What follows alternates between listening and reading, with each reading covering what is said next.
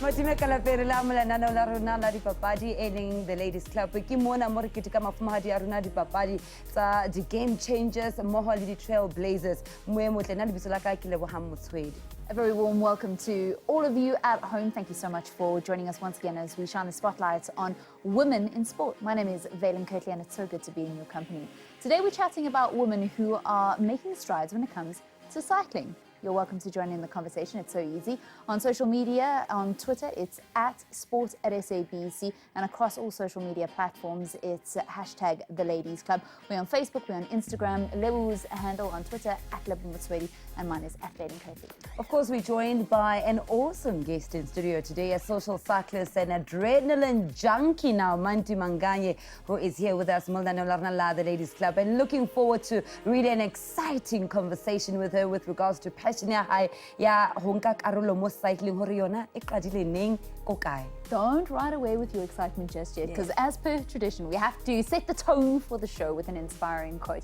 This week's words of wisdom come from the beautiful Roland Strauss. She says, "Being a woman is a gift. We have strength, we have kindness, and we have love." And she's a former Miss South Africa and Miss World. That's Rolling Strauss. Not only known for exquisite beauty, as Vaylen has already said, but she's also an ambassador of female health and education. She won her first beauty title at the age of 15 when she won the Elite Model I Look. She's also a doctor and is invested in healthy living, which includes a dedication to especially holistic women's health. She recently launched a clinic with her sister-in-law focused on exactly that goal. And how brilliant is that, you know, clinics that look at women's issues. Yeah, I think she's really incredible. She's a really good role model as well for the now generation. I mean, there's a lot of young ones now that they're probably wondering, who is Rolene again? Well, it's very easy to find her and on all social media, and you will be blown away. But I think more than just her looks is also what she, you know, it's the entire package, and that's something that she was speaking about in that quote. You know, women are the entire package. It's not just about what we look like. Absolutely, she's really incredible. So we're going to be taking a look at what's making news, because the World Medical Association has also spoken out against the controversial new IAAF ruling, which forces female athletes to regulate their hormones with medication. This is the point where you just insert the emoji that goes like this. According to reports, the association condemns the ruling and has advised doctors not to comply with the IAAF's new rules. The statement follows the Court of Arbitration for Sport's controversial decision to side with the IAAF on the ruling that the South African Olympic champion Caster Semenya and any other athlete with a DSD would have to take testosterone suppressants should she wish to continue competing in set events. It's the most ridiculous thing ever heard, because Caster has now since stated that she will not be taking any medication. She's been advised also medically not to take anything to alter her body's natural state, and would be appealing the court's decision. Now, we stand by you, Mokhadi Caster Semenya, because you are our truly South African hero. You've continued to light up the track, and there's really no reason for the IAAF. I mean, it's the most bizarre decision I think anyone can say, that in 2019 now, you're saying just because of one athlete, they need to take hormones so that they are less women. So the reason why I say this is where you have to just insert an emoji is because following that decision, I spoke to Professor Ross Tucker, who was a part of that team, along with Caster Semenya's legal team, that went to actually present to the Court of Arbitration for Sport. And I asked, you know, what evidence is there to say what the long-term effects are going to be of people actually taking this medication? He said there is no evidence. So nobody's done any research on that as yet. That is shocking to have to tell somebody, we don't know what this is going to do to your body, but this is what we require you to take. Really? It's really, really very naive and ignorant. When we come back, we Lena social cyclist and adrenaline junkie MANTI MANGANYE. Staying with us.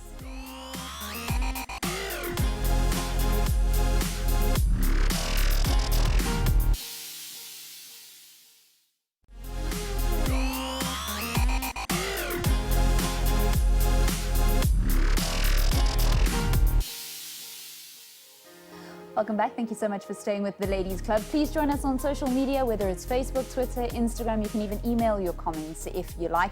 Just on all those social media platforms, please use our hashtag the Ladies Club to get in on the conversation. Let's now get to know our guest, Manti, born and bred Limpopo. She's not only your typical rural girl, she is a woman who loves adventure, and her life is seemingly never really dull. Her love for sport developed after the birth of her second child, and since then, her life has never been the same. Her life changed when her husband bought her her first bicycle, introducing her to her brand new love that she never ever knew. And she's now hooked to cycling, and is brimming with lots of confidence. She started cycling way back in 2016, has completed 94.7 Amashova Cape cycle tour and other local races in Gauteng. Her upcoming races including the Cycle for Cancer later, August, the 94.7 cycle challenge, as well as the Amashova 2019. Welcome to the Ladies Club, Manti. So good to have you here in our Ladies Club lounge. Thank you for having me. So we say that this discovery of this love of cycling came when your husband bought you a bicycle, but that's part of the story, because I think you were also a sprinter at school. So tell us where this journey with sport actually started, and how it came to be what it is now. I think I've always been a sportive person from high school. Yes, I was playing volleyball, and also a sprinter, so your 100 meters and relays and all of that. So when I went to varsity, there wasn't any time for sport, but obviously the body aches for that activity. And when you start working, then you try to do the gym and all of that, but when it's not your thing, it's not your thing. And then when my husband bought me the bicycle, then that's when I discovered my love for cycling. But also, we're also trying to now completely open this book to the moms that are watching the show, to say it's never too late to pick up a sport, fall in love with it, and actually compete competitively. Yes. Uh-huh. No, it's not. So what I do now, I've joined a cycling club. It's a developmental club, a Kirtley cycling club. So what we do is we try and find potential in our townships, try and invite the kids and get them off the streets. And we're also looking for lots of ladies riders, because there aren't enough ladies cyclists, and we just want to improve in that. So yeah. Just explain to us how big cycling is, because I see cyclists wherever I go in any of the major cities around South Africa. So it would seem as if you wouldn't have a problem finding a lot of ladies coming to actually partake in the sport and partake in the club. Maybe the men. I still struggle to find the ladies at the races. I mean, even when you are racing and you find a lady on the road, you get so happy. You say, well, join the club and let's go together. Yeah. So it's really hard to find lots of ladies in cycling.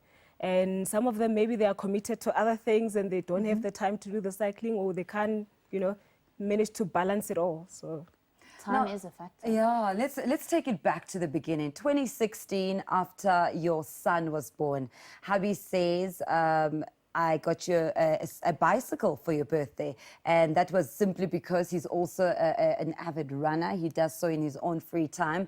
And what came to your mind? Did you think, oh my goodness, really now I need to cycle with you or while you run? What was the idea behind that? Okay, well, my son actually was born in 2014. Yeah. So after that, I think I was struggling to let go of the baby fat. Yeah. And maybe it was his way of saying I'm getting fat when he bought me the bicycle. So in 2016, he bought me a bicycle because I tried to run with him, but I just found it too painful. Running was too painful for me. Cycling, it's more fun. And you get to see the country. And I mean like the farms, not like the country South Africa, like the farms. And, it's just so serene. And you get to be alone yet with other people, if that makes sense, and then just reflect. And how easy was it for you? Well, I knew how to cycle, so it wasn't hard. But it was very hard to get a club that I could resonate with. So when I finally joined a Kirtley cycling club, I think one of the members helped me. I had a puncture. Obviously, I couldn't change the tire. So the guy helped me and said, well, where do you stay? And then we realized that we stay around the same area. I said, well, you can join our club. And then that's how I got to join the club. And I think when you've got a home where you can cycle, it's easy to keep up with it and you can be committed. Unlike when you're doing it alone, you need that motivation from other people. And for you, is it about being competitive? I want to be an elite cyclist someday. So yeah, I'm hoping. So for now, it's just to improve my fitness. So you also discovered quite a competitive spirit on the bike, didn't you? Yes, I have. And I think it's such a great feeling when you look at, say you do the same race the next year and you look at the time and you've improved so much, you're like, I can actually do this thing. And then, you keep pushing yourself to improve your time and you are your own competitor.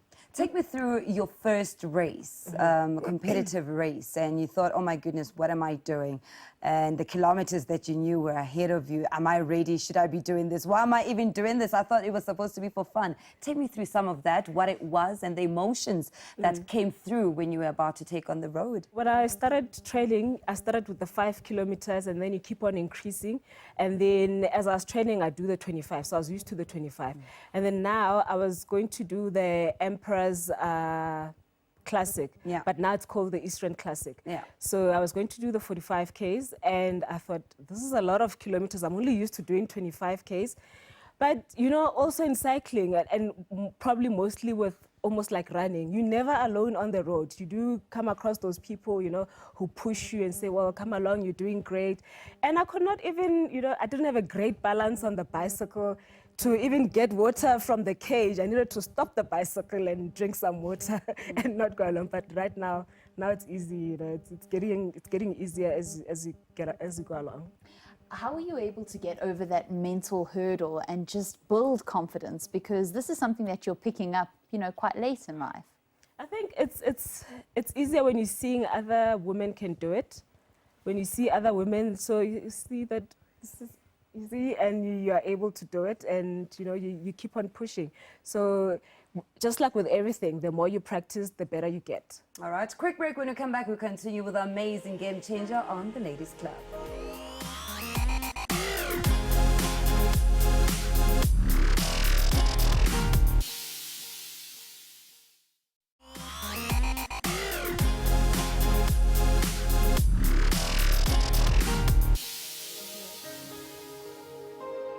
Welcome back. Thanks for staying with the Ladies Club. Before we continue our conversation with our game changer, MANTI MANGANYE, let's tell you about some of those stories that are making waves when it comes to women's sport. And this is a really good one. Netball South Africa has partnered with Telkom as sponsors for their semi-professional domestic league.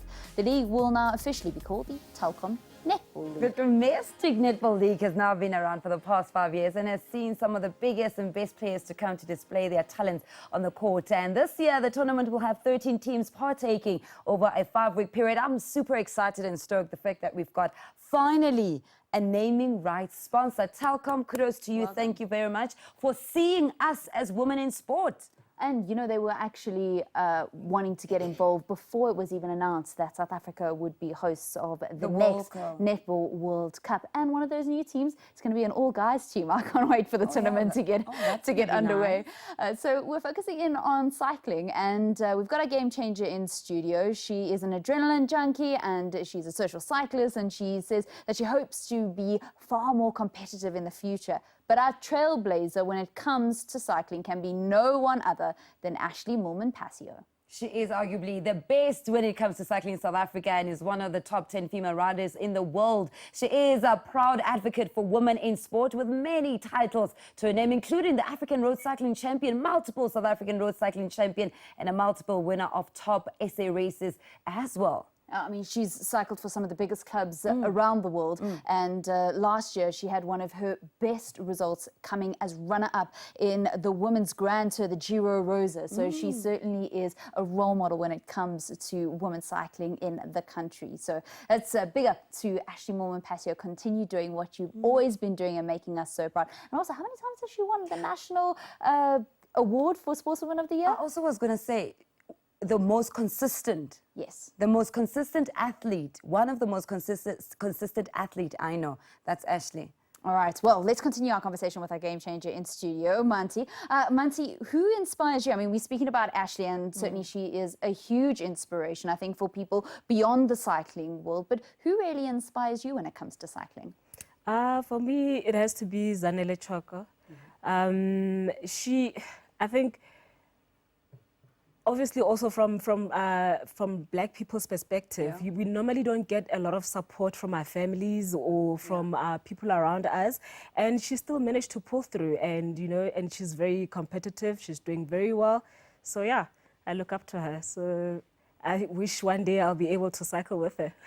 And was it easy for you to continue being part of the club? Because, sometimes, especially when you went to school, you went to varsity, you started working, you've had 2 kids, then you start up a new sport. You are a mom, you're a career woman, and now you're doing this thing part-time.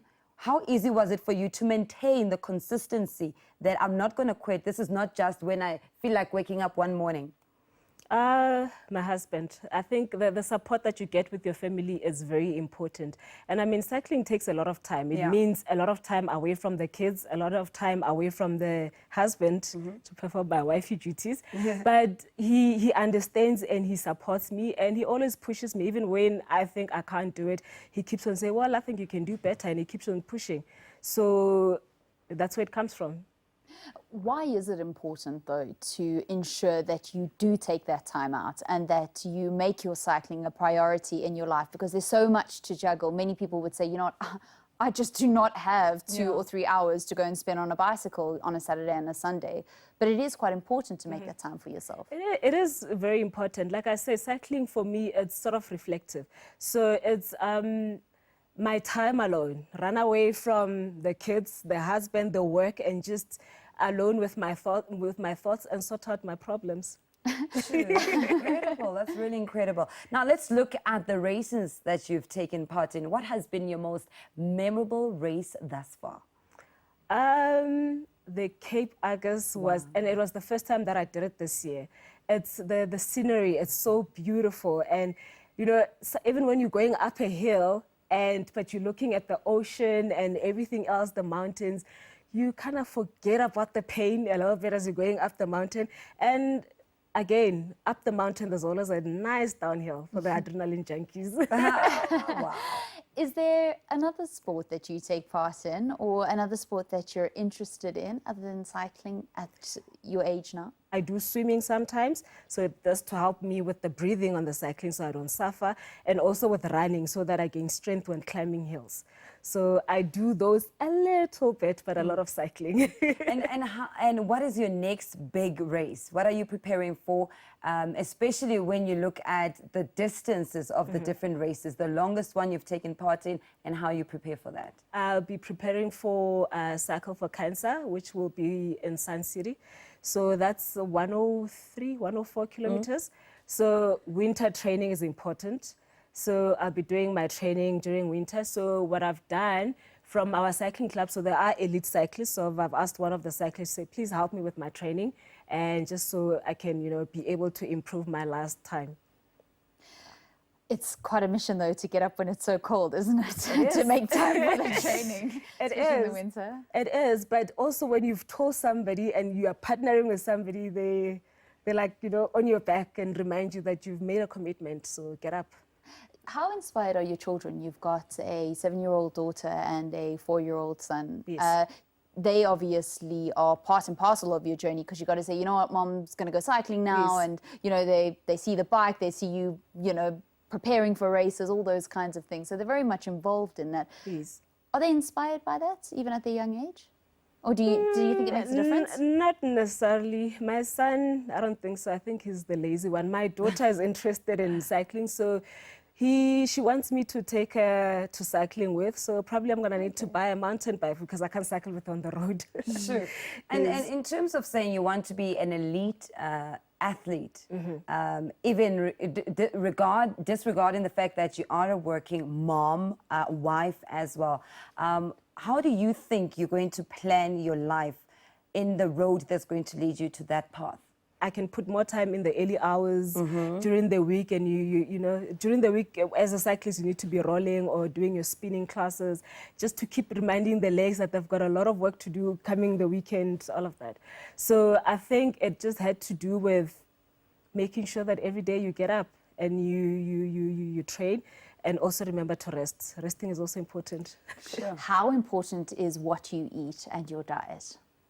Very important. Well, especially for me, I've got low iron. I'm anemic, so I'm forever carbo loading. Wow. As you can see, I'm very tiny. I don't think I can lose any more weight than this. I'm fine like this. But then, yeah, it's very important with the diet, and you need to eat the right food, because I mean, obviously, when you do this, cycling is also about endurance. So the food that you eat needs to be able to last you, because sometimes when you're cycling, you go hungry and you realize that maybe I didn't have enough meal, but lucky enough, we always carry food with us on ourselves. But I mean, when you started, this is something you didn't know. So how has the transition been in eating a normal breakfast or not eating breakfast to now waking up at 3 or 4, getting onto the road from 5 o'clock on a Saturday? How was the transition in changing your diet to complement your training hours? It's very hard to eat very early in the morning, but you really need to eat, because it's the moment you go hungry on the bicycle, you give up. You're not able to continue. So also, I think with the club, we share, and we advise each other: eat this, do that, don't do that. This one is not good, and you take, and you also listen to your body. What does my body want? And you do that. How important has your club been in terms of inspiring you and helping you to focus maybe on being more competitive on the bike? I really never thought I'll be at this stage in terms of fitness level, and they've helped me really improve my fitness. And I think you've got some of the club members who see so much potential in you that you don't even see. So also they even push me and say, listen, I think you can do better. If you just, come to training and do this much training, you will be able to get to a certain level and be able to do races competitively. And as we wrap it up, a message to all the moms, young moms that are also watching at the moment, that have just given birth to their bambinos and don't have the courage to really get out of the house because they're not really feeling fit or feeling confident. Your message to them right now? It's never too late to start. And cycling, it's fun. You can do it with all your kids. You can get your kids active, the whole family, even your partners. And I think in some research they've said that cycling, it's starting to exceed golf in terms of popularity, because with cycling, the whole family can actually participate in it. So even if I disappear for 4 hours, I'm disappearing with them. And I still have my alone time while on the bicycle. So, and I think also cycling is a bit gentler on the body, unlike running. So cycling it is. I think she's sold cycling. I think to she's sold. a couple more sold. ladies, that's for sure. I'm definitely sold. Manti, thank you so much for coming into studio, and we wish you all the best of luck. Thank you so much for ahead. Oh, well, it's been absolutely fantastic, and that's all we have time for this week. Thank you so much for spending it with us right here on The Ladies Club. Remember, you are welcome to send through your ideas of trailblazers as well as incredible women in sports around the world. Even if they are not in South Africa, we can get in touch with them. We'd love to hear who your suggestions are and who you'd like to know a little bit better here on The Ladies Club. Until we meet again, remember you can always continue the conversation on social media. And remember that greatness is always earned and never ever given. Goodbye.